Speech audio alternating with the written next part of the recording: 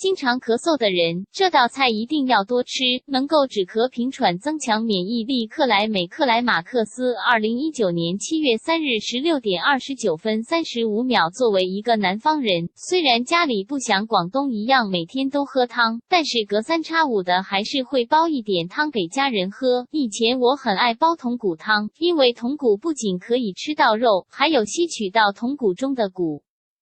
髓，但是美中不足的是筒骨煲出来的汤油脂含量很高，经常喝这种汤脂肪容易堆积在体内，这对一个减肥人士来说是很不利的，所以我现在煲汤都是用扇骨。可能很多人都不知道扇骨是什么，扇骨其实就是猪的肩胛骨，对于减肥瘦身的人来说是很好的选择，因为扇骨基本上都是瘦肉，所以脂肪很少。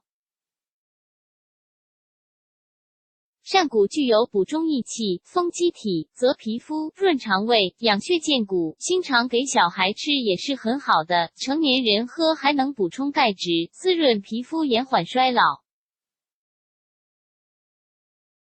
下面就跟大家说一说扇骨虫草花的做法。虫草花扇骨汤食材：扇骨、红枣、虫草花、盐、生姜。操作步骤：一、扇骨切成小块，拿清水浸泡1小时，中途换一次水。2、锅中放水，待水烧开，把扇骨倒下去灼5分钟后捞出，用凉水冲洗。3、把灼好的扇骨倒进砂锅中，放一点水，水不要太多，倒入虫草花、红枣、生姜，大火烧开，小火炖1小时。